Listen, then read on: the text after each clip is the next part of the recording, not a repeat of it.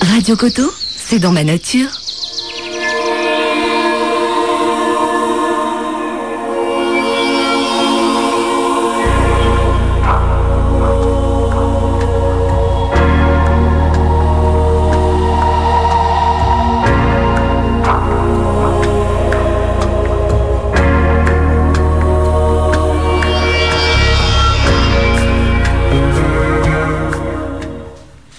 Bonjour, le troisième vendredi à midi, nous sommes là à l'émission Prête-moi tes ailes, l'émission sur la passion du mieux-être. Et aujourd'hui, nous avons ici une femme qui connaît déjà les lieux parce qu'elle était déjà ici avec l'émission de Jocelyne Roland. C'est Véronique Brach. Bonjour Doris. Bonjour. Qui habite maintenant à Castelnau-Magnoac, alors proche d'ici, et qui va nous présenter un nouveau champ de son travail, de son travail de soins, de thérapie. Alors, dis-nous, qu'est-ce que tu veux nous présenter comme méthode? Alors, aujourd'hui, j'ai envie de vous parler de la sonothérapie que j'ai découvert il y a 2 ans. Voilà, qui est un travail avec donc les sons et les sons pour la thérapie. Comment j'ai découvert ces sons? C'est en recevant moi-même une séance de sonothérapie. Les choses étaient tellement extraordinaires dans ce que j'ai ressenti à travers ce voyage dans les sons que j'ai eu envie d'en faire profiter les personnes que j'ai l'occasion de rencontrer dans mes cours de Qigong ou dans le cadre de mes massages. Et donc au départ j'ai acheté un bol tibétain, hein, et je l'ai utilisé dans mes cours dans le cadre de la méditation. Et le retour de mes élèves a été tellement important dans ce qui était dit que j'ai fini par développer cette activité et qui s'est donc suivie d'une formation. Alors, c'est quoi la sonothérapie? La sonothérapie, c'est l'application thérapeutique de la science des sons. Ce que Emmanuel Comte, avec qui j'ai fait ma formation, a appelé la sonologie. On sait aujourd'hui, et les astrophysiciens le savent aussi, que tout l'univers est son, que nous sommes son, nous sommes vibration, nous sommes son. C'est quoi le son? Le son, c'est une vibration qui voyage dans l'espace avec des mouvements ondulatoires. Ce mouvement, il est causé par le mouvement des molécules dans l'air, auquel on impose une variation de pression. Qu'on appelle ondes sonores. Pour devenir des sons, ces vibrations, elles agissent sur notre ouïe. Mais notre corps, lui, il en perçoit toutes les vibrations. Donc, à partir de là, et à partir de cette découverte, on s'est dit pourquoi pas utiliser le son dans le cadre dans le cadre de soins thérapeutiques. Et il y a donc des gens qui ont étudié, ça a commencé avec des physiciens qui ont étudié par exemple l'impact des sons sur la matière. Donc ils ont placé du sable sur des plaques et ils se sont rendus compte qu'avec le son d'instruments, le son de la voix, les divers sons qu'on peut entendre, la structure géométrique du sable changeait en donnant des formes plus ou moins harmonieuses. Voilà. Il y a le docteur Emoto qui a étudié, lui, sur la molécule d'eau. Je fais une parenthèse, on est quand même fait d'au moins un japonais, voilà, tu connais. On est fait d'au moins 70% d'eau, donc ça pose question. Emoto s'est rendu compte que sur les cristaux d'eau, suivant les sons, la qualité des sons, la géométrie de la molécule d'eau était différente. Donc soit elle était extrêmement harmonieuse suivant la qualité de l'eau et le son qui pouvait y être associé, soit il a travaillé aussi avec des eaux usées, etc. Et la qualité de l'eau était la géométrie de la molécule d'eau était incomplète ou disharmonieuse. Et donc, à partir de là, en travaillant avec les sons, on s'est aperçu qu'on pouvait modifier la géométrie de la molécule d'eau et donc envoyer une information qui restructurait de façon harmonieuse ces molécules d'eau. Donc, on a bien entendu étudié ça sur les personnes, puisque nous sommes faits d'au moins 70% d'eau. Voilà, ça c'est la partie, je dirais, scientifique de la sonothérapie qui a été prouvée, étudiée par divers scientifiques, soit des neurophysiciens et des docteurs en ceci ou en cela. Voilà.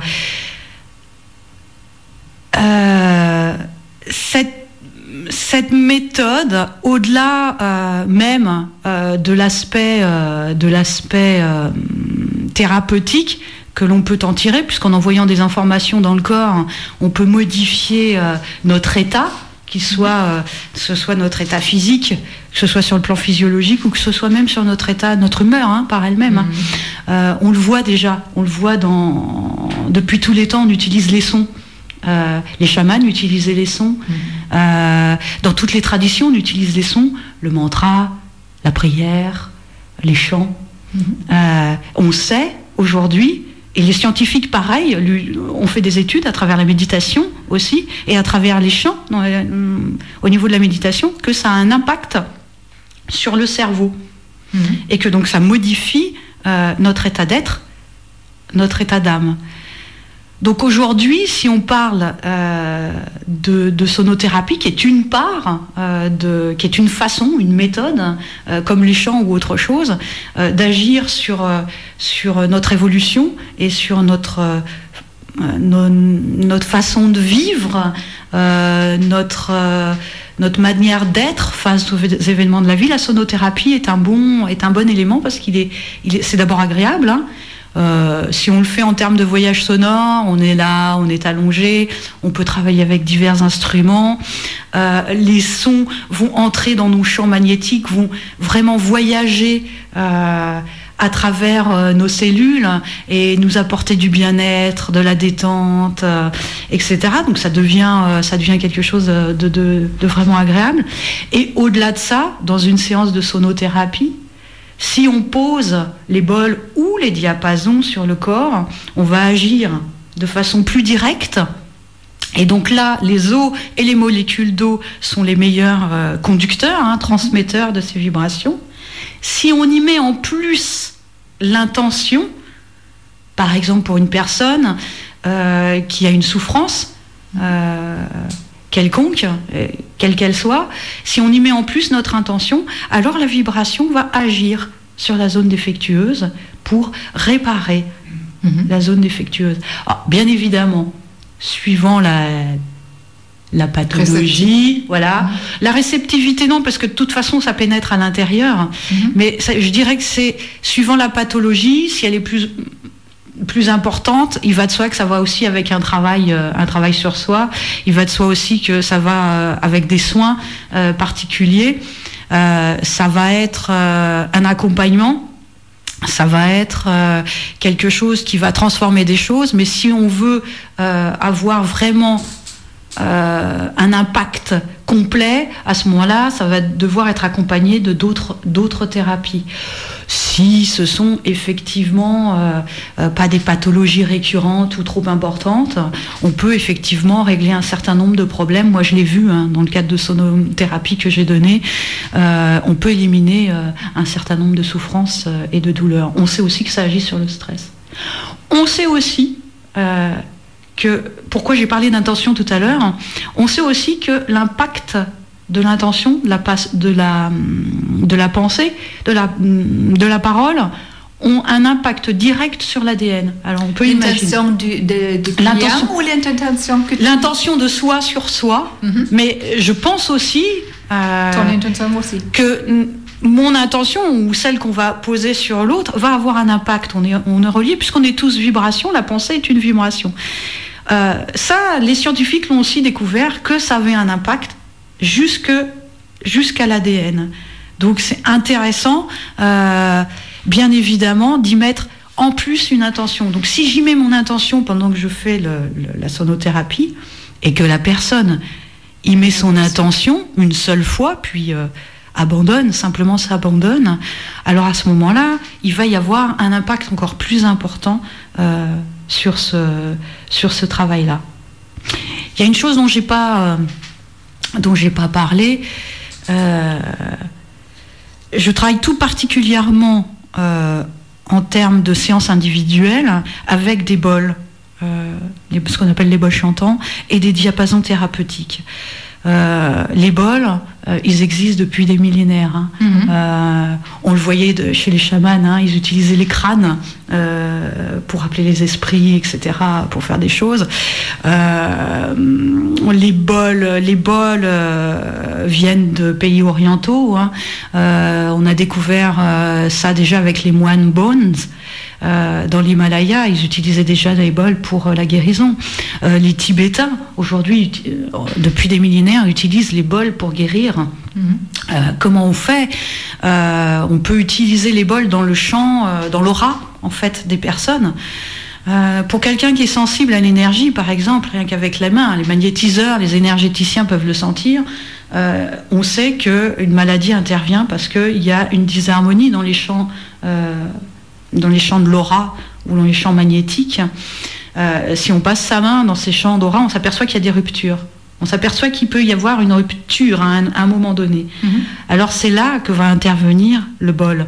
On va utiliser le bol dans cet espace de rupture pour éliminer cette rupture et pour nettoyer l'aura. Et les personnes qui ont vécu ça, puisque je l'ai fait sur certaines personnes, en fait se rendent compte au fur et à mesure que l'on fait sonner le bol qu'ils trouvent une sensation dans leur corps, alors qu'on ne les touche pas directement, bien entendu. On se rend compte aussi, pour celui qui utilise les bols, que le bol a une différence de son quand on l'utilise. Et quand il a sa sonorité pure, alors à ce moment-là, le champ de l'aura est réparé. Voilà, c'est aussi une possibilité il y a un écho, voilà. On peut simplement, par le son du bol, dans le chant, voilà, exactement, et se rendre compte de là où l'énergie est en rupture, et faire donc faire une réparation. Je vais utiliser ce mot-là pour améliorer l'harmonie de notre champ magnétique. Voilà. Est-ce que chaque personne est sensible pour les sons, pour la thérapie du son? Est-ce que tu peux l'utiliser avec chacune? Alors, on peut l'utiliser avec tout le monde. Après, souvent, dans une séance de sonothérapie où les bols sont posés directement sur le corps, et à côté, bien évidemment, ça multiplie la sensibilité. J'ai vu beaucoup de cas de personnes qui n'étaient pas sensibles forcément au toucher ou à des choses comme ça, qui l'étaient complètement avec les bols, parce que vraiment la vibration est en direct, c'est très puissant. Je rajoute une parenthèse pour des gens qui n'aiment pas être touchés directement. C'est une très belle alternative. On reste habillé, les bols sont posés sur le corps, et c'est une autre façon d'aborder le soin de soi. Si au départ, on reçoit les vibrations directement, mais disons qu'au fur et à mesure où on va faire des séances, on va devenir de plus en plus sensible. On va ouvrir des choses en soi qui fait qu'on va capter de mieux en mieux les vibrations, et surtout on va ouvrir de plus en plus sa sensibilité sur les sons. J'ai vu des personnes qui avaient énormément de mal à s'abandonner dans le cadre des massages parce que des stress trop importants. Et je les ai vus totalement se relâcher avec les sons, avec les bols. Et bien entendu, je le confirme avec les retours qui m'ont été faits sur ça. On peut avoir aussi au départ une sensibilité, ça c'est intéressant. Il y a des sons qui s'adressent... Les vibrations rentrent dans les cellules. On travaille aussi sur les mémoires. On s'est rendu compte qu'il y avait des gens, quelques sons pouvaient les déranger. Vous voyez ? Dans une première séance, par exemple, il y a des sons qui peuvent énormément déranger. Souvent, et ça c'est curieux, certains instruments agissent de cette façon-là. Et j'ai pu le vérifier que certains instruments pouvaient avoir pour la première fois sur les gens les mêmes sensations de gêne, de peur, etc. Et alors qu'au fur et à mesure du temps où les mémoires s'effacent grâce à la vibration des sons, la perception de l'instrument changeait et devenait même agréable pour la personne. Très agréable. Voilà. Tu en as fait l'expérience. Oui, exact. Je l'ai vécu dans un voyage sonore avec le gong, qui était la première fois un instrument qui m'a fait peur, même avec sa vibration qui était un peu étrange et un peu violent même. Et déjà la deuxième fois, avec cette expérience du premier voyage, je pouvais m'ouvrir et ça a amené un bienfait énorme, plus que les autres sons, parce que j'ai senti cette ouverture qui était possible et qui a laissé infiltrer ou entrer en moi une vibration que je ne connais pas normalement, parce que normalement je me ferme contre cette manière de vibration. Et comme ça, c'était une expérience vraiment très impressionnante. Alors, avant que nous fassions une petite pause pour toi, pour que tu nous parles tout le temps, s'il te plaît, dis-nous tes coordonnées, avec comment on peut te joindre, comment on peut voir ce que tu prévois comme...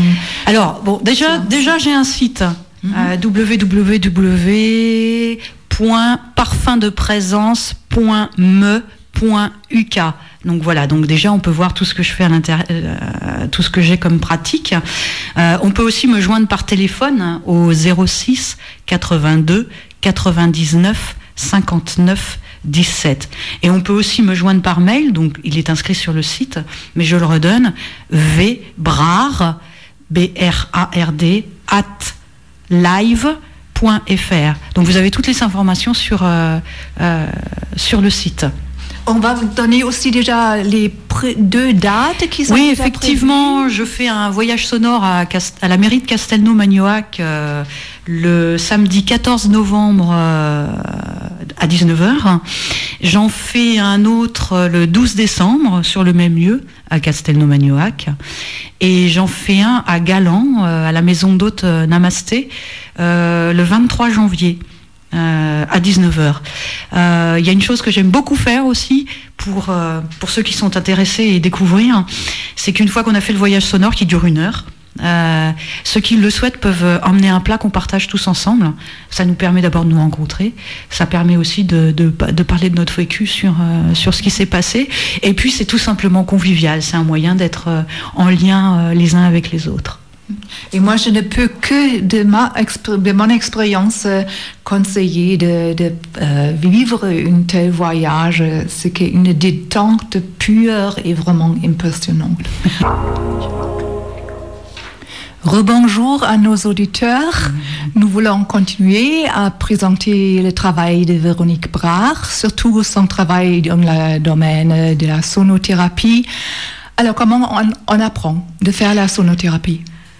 Alors, c'est vrai que la sonothérapie, dans le monde actuel, c'est toujours intéressant, et même pour soi, pour pouvoir travailler avec les sons en se sentant un peu sécurisé, c'est toujours intéressant d'apprendre des propositions de protocole. Voilà. Moi, j'ai fait 2 formations. J'ai fait une formation avec Emmanuel Comte au centre Medson. C'est un homme qui vit au Canada, qui a découvert, qui a beaucoup travaillé avec des scientifiques, qui étudie énormément la science des sons. C'est lui qui a dénommé la sonologie. C'est un homme qui a découvert la force et la puissance des sons dans notre système d'auto-guérison, parce qu'il a lui-même eu un cancer. Il a démarré la flûte et il s'est aperçu que ça avait des bienfaits en plus des soins classiques sur son système d'auto-guérison, son propre système d'auto-guérison. Et puis ça s'est développé parce que les personnes à l'hôpital lui demandaient tout simplement de jouer pour eux. Et quand il s'est rendu compte de l'impact, ne serait-ce que d'une flûte sur le corps et sur l'âme des malades, alors il s'est intéressé au son de plus en plus. Et donc tout particulièrement avec les bols chantants et les diapasons. Alors aujourd'hui, on travaille avec des bols qui sont étudiés sur des fréquences particulières pour agir sur les centres d'énergie. Donc il a décliné un certain nombre de bols sur les 7 centres d'énergie ou chakras, de façon à ce qu'on puisse vraiment travailler sur la globalité du corps. Donc il a proposé un protocole que l'on peut utiliser. Ça veut dire que chaque chakra a une certaine fréquence. Voilà. En fait, le corps, les tissus du corps ont une fréquence particulière. Si cette fréquence est en disharmonie, liée aux aléas de la vie, liée à notre façon de penser, d'être, liée à notre inconscient aussi, liée à ce moment-là, nos centres d'énergie, ce que j'expliquais tout à l'heure, notre aura commence à devenir disharmonieuse. Et donc en étudiant les fréquences, ils ont recherché à recréer ces fréquences-là à travers les bols. Donc chaque bol a une fréquence particulière pour agir et rétablir la fréquence d'origine de nos tissus, de façon à agir sur notre système d'auto-guérison, puisque nous avons tous notre propre système d'auto-guérison. Donc c'est un homme qui a beaucoup étudié sur le sujet, donc ça a été vraiment une formation très importante. Je me suis rendu compte aussi à travers ce que j'ai pu vivre dans cette formation, que nous avons l'habitude d'écouter des sons à travers la musique, diverses musiques avec une gamme particulière, qui est tout particulièrement la gamme de Pythagore. Donc notre oreille, elle est habituée à une certaine gamme de musique qui peut être structurante ou déstructurante d'ailleurs. Et ils sont aperçus aussi qu'on pouvait travailler avec d'autres gammes, notamment la fibonaccienne, ou travailler avec des quintes, mais là on rentre dans quelque chose de musical, de beaucoup plus scientifique, donc je ne m'aventurerai pas sur le sujet. Juste, si on veut, on peut regarder sur Internet, il y a beaucoup d'informations sur le sujet. Et on s'aperçoit que ça modifie, que ces gammes-là, que ces fréquences-là modifient notre état interne. Et c'est palpable et c'est ressenti au travers de nos émotions. J'en ai fait l'expérience, on a d'autres qui l'ont fait l'expérience. Et à partir de là, on s'est rendu compte qu'effectivement, en travaillant sur certains sons et sur certaines fréquences, alors on allait modifier notre état. Et bien sûr, les études dont j'ai parlé tout à l'heure, on s'est rendu compte qu'effectivement, ça changeait notre structure moléculaire, que ça avait une action sur nos cellules, et que donc on pouvait vraiment modifier notre état. On ressort transformé. Plongé dans un bain sauna, on ressort vraiment transformé. On a travaillé aussi avec les diapasons qui ont, une action, ça serait un peu comme un laser. On peut travailler sur les méridiens, on peut travailler sur des points particuliers. Les diapasons ont toujours été utilisés, même les médecins autrefois utilisaient les diapasons. Les sons ont toujours utilisé, les médecins d'aujourd'hui utilisent les ultrasons pour détruire des calculs rénaux ou pour soulager des douleurs, etc. C'est de la sonothérapie, même si l'oreille, même si le son lui-même n'est pas audible, ça reste de la sonothérapie puisqu'on travaille avec les vibrations, avec les sons. Voilà. Donc j'ai eu, une première formation à la fois magnifique dans la découverte des sons, dans cette liberté d'être à travers des sons, et à la fois avec une étude particulière donc des sons et la science. Une explication aussi scientifique des phénomènes et des impacts des sons, que ce soit notre propre voix, la voix d'autres personnes ou les instruments divers. Et puis j'ai fait une formation aussi avec Catherine Darbord, où j'ai vu les choses sur un autre plan, avec divers instruments aussi, pas seulement les bols et les diapasons, mais aussi avec d'autres instruments, et avec, une approche plus libre. Du son, plus sensible, c'est-à-dire vraiment être à l'écoute de ce que l'on ressent sur l'instant et utiliser les instruments, beaucoup plus intuitives, peut-être plus en rapport avec ce que faisaient les chamans Et ce que font toujours les chamans, qui est une façon plus intuitive, voire plus ésotérique de l'application des sons sur le corps. J'ai aimé ces deux formations totalement, je dirais presque opposées, mais qui se rejoignent dans l'utilisation des sons, quoi qu'il en soit, parce qu'elle apporte à la fois une vérité implacable sur l'impact des sons sur soi, mais en même temps sur une liberté totale de l'utiliser. Et il est vrai qu'aujourd'hui, à la fois j'ai ma base à travers la méthode que m'a enseignée Emmanuel, mais en même temps je peux y mettre maintenant ma sensibilité, ma propre sensibilité, mais aussi me permettre d'être vraiment à l'écoute de l'autre, de celui qui va recevoir, de façon à adapter la séance en fonction de mon ressenti et de ce qui va être juste pour l'autre. Faisant confiance bien entendu à mon intuition, puisque je travaille sur ça depuis 23 ans maintenant, à travers les massages ou le Qigong. Donc j'ai développé une forme de sensibilité qui est assez importante aujourd'hui. Voilà, mes deux formations certifiantes avec ces personnes qui me permettent aujourd'hui de vraiment pousser plus loin. Est-ce qu'on peut dire que tu utilises la deuxième formation plutôt pour les voyages sonores et l'autre pour les séances individuelles, ou c'est pas J'utilise les deux. C'est vrai que reste la base que m'a appris Emmanuel, mais avec des modifications, puisque j'ai rajouté des instruments, et puis que parfois je modifie pas, c'est vrai, l'emplacement des bols, parce que ça a un sens, puisque je travaille sur les centres d'énergie. Mais oui, je vais rajouter d'autres instruments au début ou en fin de voyage pour... Aussi dans les séances individuelles ? Aussi dans les séances individuelles, ce que je ne faisais pas au départ, parce qu'on peut travailler avec d'autres instruments pour entraîner aussi l'esprit de la personne à voyager, pas seulement...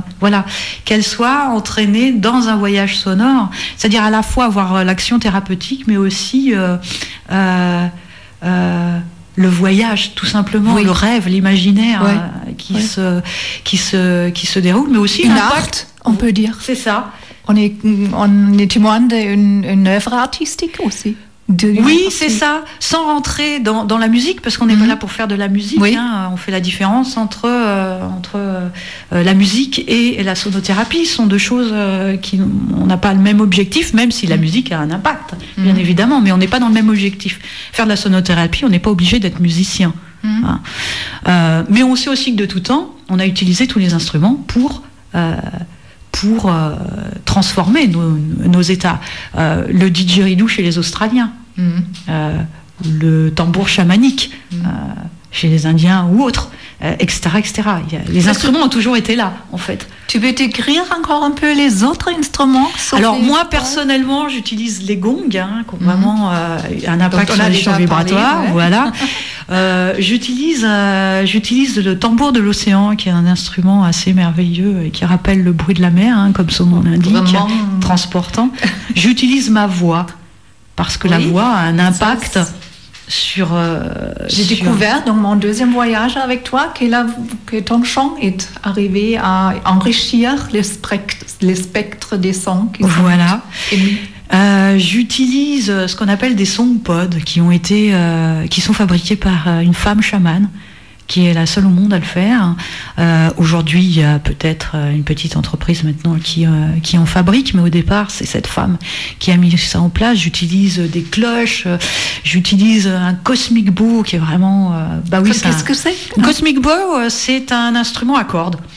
On dirait un manche de guitare, sauf qu'au bout c'est il y a une petite spatule et c'est la bouche qui sert de caisse de résonance. On va dire que c'est un instrument amélioré, beaucoup amélioré, de l'arc en bouche qui venait d'Afrique, qui était juste un arc en bois avec une corde ou avec un petit lacet, un petit lacet de cuir. Ce petit lacet ou cette petite corde était placée devant la bouche et en frappant la corde, on sortait des sons. La bouche servant de caisse de résonance. Et donc, cet arc en bouche s'est amélioré au fil de temps. Et puis, il y a un homme qui a fabriqué un instrument plus sophistiqué qu'on appelle le Cosmic Bow, mais qui est à l'origine des arcs en bouche. J'ai beaucoup d'instruments et je m'enrichis de plus en plus d'instruments. J'ai un xylophone, je me rappelle. Un happy drum, pas un xylophone, un happy drum, qui est une déclinaison finalement du hang drum dont on entend beaucoup parler, qui est une percussion, sauf que celui-là se travaille avec des petits bâtonnets avec un embout en caoutchouc qui ont des sons extrêmement profonds. J'aime beaucoup les sons profonds. Oui. Et sons graves qui ont une action véritablement sur notre corps physique. Ouais. Je crois que j'ai une sensibilité particulière, effectivement, pour les sons graves, comme dans les chants tibétains, par exemple, dans les mantras tibétains. Voilà, et puis j'ai beaucoup d'autres instruments, c'est difficile à tous les décrire. J'utilise les cloches tibétaines, j'utilise les cymbales. J'utilise des petites clochettes. C'est un vrai voyage pour toi j'utilise, aussi. La guimbarde. Oui. Voilà. Et puis je deviens extrêmement passionnée par les instruments. Je suis en train d'apprendre la flûte. J'utilise le didgeridoo, bien entendu. Parce que j'ai eu, je dirais que j'ai eu une expérience un peu particulière dans mon apprentissage du didgeridoo. Qui m'a amené à l'intégrer maintenant. Je l'ai d'ailleurs utilisé pour la première fois hier dans un partage avec Cécile Blanche, qui est sophrologue. Qui était ici aussi déjà. Oui, qui est à Castelnau-Magnoac. Et on s'est découverte il n'y a pas si longtemps. Et on a fait notre premier stage ensemble hier soir. Et j'ai utilisé pour la première fois, dans le cadre de ce petit atelier, sophrologie et son, le didgeridoo. Voilà, donc c'est un instrument assez fabuleux. On peut soigner aussi avec le didgeridoo. Voilà. Donc une vraie passion. Oui, j'apprends la flûte en autodidacte. Je vais apprendre le violoncelle bientôt. Voilà, j'apprends divers instruments. Tu découvres de plus en plus des sources, des sons importants. Et j'ai envie de dire aussi à tous ceux qui ont peur d'utiliser leur voix même pour eux-mêmes, on peut s'apercevoir que même si notre propre voix ne nous semble pas jolie quand on parle, en fait, on a tous une très belle voix quand on décide de se laisser aller et de chanter. J'ai découvert, d'abord à travers le stage, en étudiant le chant harmonique, j'ai découvert que je pouvais chanter et que je pouvais faire des choses avec ma voix. Et j'ai osé, au départ, très timidement, je l'avoue, dans mes voyages sonores au départ. Aujourd'hui, je n'ai plus peur d'utiliser ma voix pour chanter. Alors, je la mets pas forcément en avant, je la mets dans un accompagnement des bols. J'ai envie que tout se fonde. Je suis pas là pour devenir une chanteuse, je suis là pour utiliser le chant comme étant un accompagnateur aussi. Et il n'est pas toujours présent, il est en fond, il peut être très discret, mais j'utilise même toutes les possibilités de ma voix pour créer des nouveaux bruits, des sensations qui peuvent être différentes. Donc oui, utilisez votre voix parce que la voix est guérisseuse. Chantez parce que le chant transforme vraiment, véritablement votre état d'âme. Et pourquoi pas je me suis rendu compte qu'on pouvait apprendre un instrument même en autodidacte. J'apprends la flûte, j'aurais jamais imaginé que je puisse commencer à jouer d'un instrument, même maladroitement, parce que ça fait pas si longtemps, mais voilà, s'accorder du temps pour cela, oui, c'est important. Et on peut aussi le faire soi. Chouette. C'est important. Peux-tu nous répéter encore une fois les coordonnées? Comment on peut te joindre? Alors, on peut me joindre par téléphone, Véronique Brard, 06 82 99 59 17. Par mail, vbrard, BRARD, @live.fr. Et on peut aussi me joindre à travers mon site internet, puisqu'il y a tous mes coordonnées, www.parfumdeprésence.me.uk. Voilà, donc là, on peut me joindre. N'hésitez pas à laisser des messages, j'y réponds Et si quelqu'un n'a pas quelque chose à écrire maintenant, on peut aussi annoncer à Patrick de Radio Coteau qui va aider de faire le contact. Tu voulais dire une dernière phrase? Je te laisse le dernier mot et je dis déjà au revoir et merci pour tous nos auditeurs. Alors j'ai envie de dire qu'il y a beaucoup de choses encore dont on pourrait parler sur le sujet tellement il est vaste. Mais il y a quelqu'un, alors pardonnez-moi, j'ai oublié son nom là, dans l'instant, mais il y a une phrase que je trouve très belle et qui demande à réfléchir. Et cette personne a dit « Nous baignons dans une symphonie fractale infinie dont notre vie ne serait qu'une fraction de soupir en suspension dans l'infinitude du temps. »